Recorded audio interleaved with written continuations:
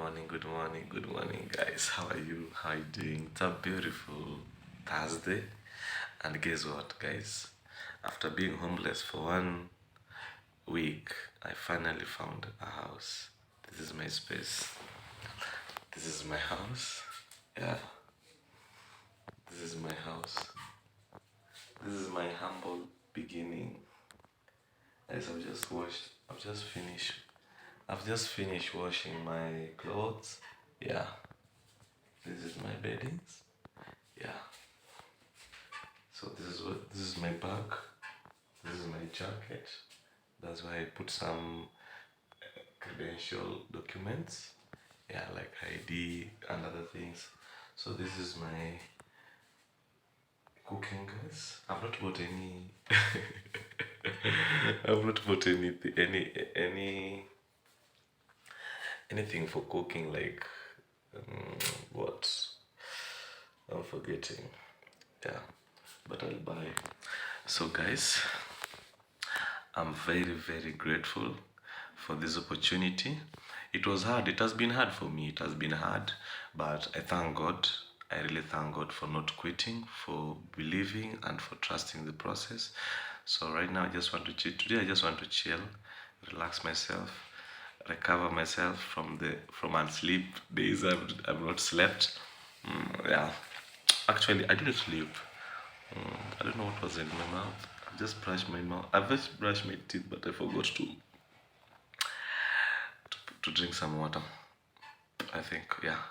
So, guys, as from today, this is where I'll be producing content every single day. This is where I'll be producing content every single day to show you my progress, my growth. Yeah, and I want to appreciate you guys for 168 subscribers on YouTube. So let's keep going. Let's keep doing it. Let's keep going. Let's keep going. As far as I'm concerned, I've come to realize something in life. If you see someone has made it in real life, like someone was broke and then all of a sudden he works his way up until he makes it, and then he changes, guys, don't blame that person. The struggle people go out here, the suffering people go out there to put the meal on the table, the people go through a lot. People go through a lot in real life, and sometimes you can wonder, is it that you don't have real friends, or is it that people are avoiding you? Is it that you don't have family? Is it that you are the bad one or you're the mistake? Yeah, I've ever asked yourself such question. Like, for the past 1 week, I asked myself so many questions. Like, I didn't even know, like, I can be in this situation. Like, I can be homeless. But that's how life is. One day you are here, another day you are here. But you need to be strong and believe in your faith and self, and always believe in God too. Because, guys, remember I used to go to work. Not even I was going to work from morning until maybe evening at around 5 there. Then I just go and sit somewhere until in the morning. I just make stories with those watchmen or security officers. We just sit, share. Some were very generous, used to buy me breakfast or supper. Yeah. Some were generous who are giving me some cash, bro. Just take it easy, things will be fine. You're not the only one going through this. We passed through that. I've been in your shoe before. I know what it takes to be in the to takes to be homeless. Guys, do you know how it feels? Do you know how it feels to be homeless? Many people just think like it's a walk in the park. But as far as I'm concerned, it's a it might be a bad experience to others, but me I can say it's a good experience. It has shown me how to live in the biggest city in Central and Eastern Africa. That's Nairobi. It has shown me not to just trust anybody easily. It has shown me how to live with people. It has shown me the way of saving and investing. No matter how little money you get, always save a bit. It can save you, it can help you in one way or the other. It has helped me on how to behave. It has helped me on how to interact with people. Don't look down upon people, and don't be quick in judging people. You never know who is who. People just play low outside here until you get yourself in any trouble. That's the moment you know. And you won't even know that the moment you are in trouble, you won't know until you tell somebody your problem. Like, one thing I've realized, or one thing I've learned, majority of people don't care about your problems. Like, 80% don't care about your problems, or they don't care what you're going through in life. The remaining 20% are glad you have those problems. So it's upon you to decide how to overcome it, how to handle it. Because some people might.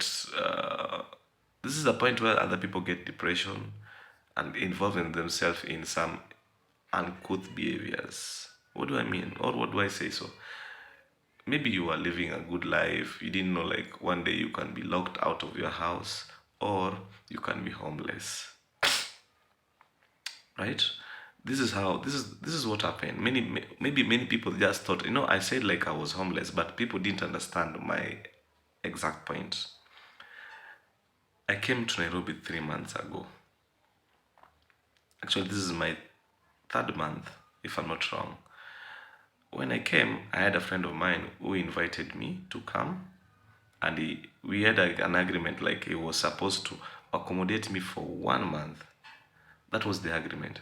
After that, I was supposed to, within that 1 month, I was supposed to get a job, and at least start something, like buy one, two, three things, and that's what I did.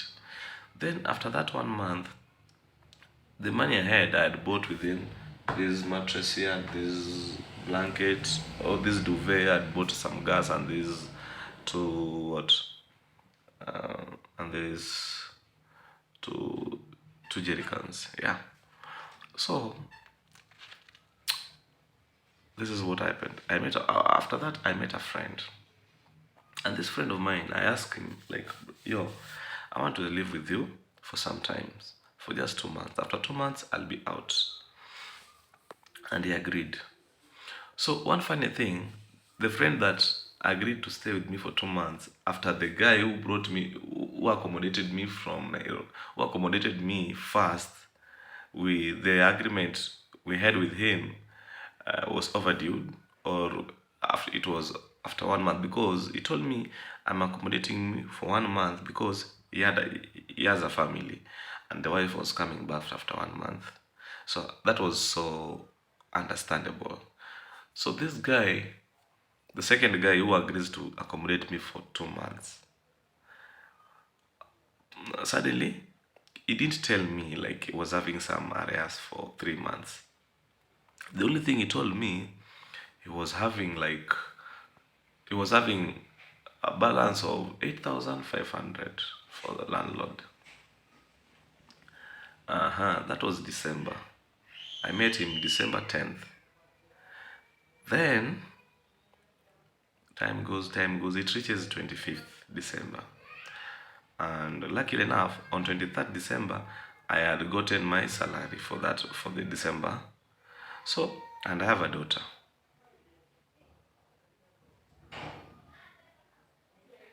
who is going to school, who is schooling, and what I did, I'd send my daughter's money for school fees and one, two, three things. After that, this is what happens. On 25th, this guy tells me like, yo, I'm going home. And I'm like, okay, no problem. Me, I'm okay. But I was having like some coin, like I was having like 1500 shillings. Yeah. Then on 26th, landlord comes and tells me, where's your friend? Where's the owner of this house? I told the landlord like, oh, first I introduced myself. I tell the landlord like, before landlord comes, there was a tenant where we were living. There was a vacant house, and there was a tenant who was interested in the house. It was a one bedroom that was going for 11,000. So I convinced the client, and the client got interested in the house. And I called the landlord like, can you come over? There's a client who is interested in this house and is ready to pay. The landlord tells me, just wait, give me like 20 minutes, and he comes after 20 minutes. The landlord came with his wife. So then there's a landlady and the landlord. So I introduced myself. I'm so and so, and I'm living with this guy. So and then the landlord tells me, so you are the one who's living with this guy. Did he tell you like he's having arrears of 3 months? And I'm like, what? Yeah, the guy is having arrears of 3 months, like he's owing us 19,000, excluded water bill. And I'm like, he told me he's having arrears of 8,500. That's the point I realized, like, this guy is a liar. He lied to me. And I just said, okay, it's fine. No problem.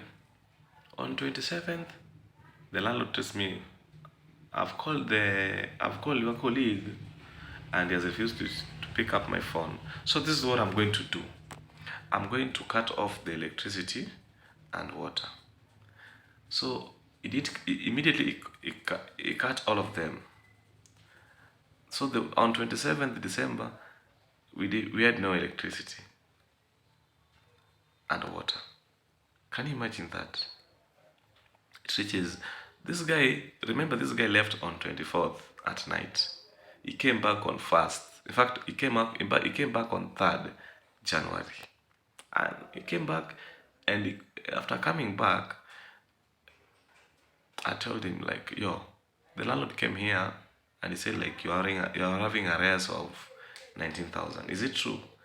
Oh, he started lying to me, start giving me stories. Oh, yo, CG, I don't know what. So many unreasonable talks. Then I tell him like, yo, look, so there's no electricity, there's no water, and he says like, oh, no problem, there's blah blah blah blah. So this guy asked me like, how much do you have? I told the guy, yo, the money I had sent to my daughter for school fees thing and Christmas. That was for Christmas and for school fees. Yeah, because the mother told me like all the money was needed was 3,000, and I'd sent that. So after doing that, this is what happens. The guy keeps on demanding like he wants money for January. And I was like, yo, I don't have money right now. Until maybe just wait until I get my salary for January. Time is going. The landlord is coming and like, if you cannot pay. So the landlord was on his neck, like, I need you to get out of my house or pay me all the money you're owing me. Or I lock out your money. So I just called the landlord. We spoke like grown ups. I told him, yo, this house, we can't just pay it. Just give us 2 weeks, we vacate. After 2 weeks, I come. No, that day, after we had agreed like that, this guy goes and calls the landlord again on my back. I tell the landlord, like, give me 3 weeks. I will pay this house. I will have cleared everything. And he gives out this mattress of mine as a collateral. Can you imagine that? This guy has audacity to give out my mattress as a collateral to the landlord. Like, if I don't pay, you take this. Me, I'm from work like at 7, comes in the house, I get like there's no mattress. I thought maybe someone has entered in the house and stole my mattress. When I asked him, he said like, oh, the landlord came here and he took it. He didn't say like he gave the landlord or the landlady. He said like the landlord came and took it. And there's no law in Kenya that states like landlord is supposed to come in your house. And even if you're having a arrest, the landlord has no rights to take any property of yours and keep it without your authority. And he lied to me. So the 3 weeks that he promised the landlord declines. And the landlord says like, yo, it was on 20th. The 3 week was declining on 20th January. So landlord comes on 23rd.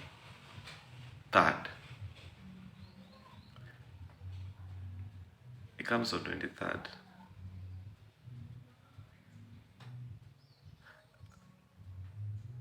Yes, he comes on 23rd and say like, oh, we had an agreement and this and this. So that point, all of us were there. The owner of the house was there. I was there. The landlord was there, and the landlord was there, and the caretaker was there. We had a meeting of almost 2 hours where we were looking, we were solving on our way how we can pay the bill. So this is what the guy was saying, the owner of the house, like, oh, give me another 1 week, I will have paid. And then I just came and then told the landlord, let's be realistic and honest. We cannot pay this house. Me, I cannot pay this guy's debt. I can only pay for the house. And for me to pay the house, the debt must be cleared first, or must be paid half, like 10,000 or 11,000, so that I can pay the rent of the January. Then the landlord says like, that's not going to work. I just need all my money or you people to get out of the house, or I lock the house. And I pleaded with the landlord, so just give us some few days, and I will have made. Give us like a week. So the week was like on 27. Then the landlord said like, oh guys, I'm giving you until 31st. You should be out of my house. The landlord calls me. Have you vacated the house? And so I told him no. The owner of the house told me he has paid the amount. I said like, no, this guy is lying. I can't just get enough of his lies.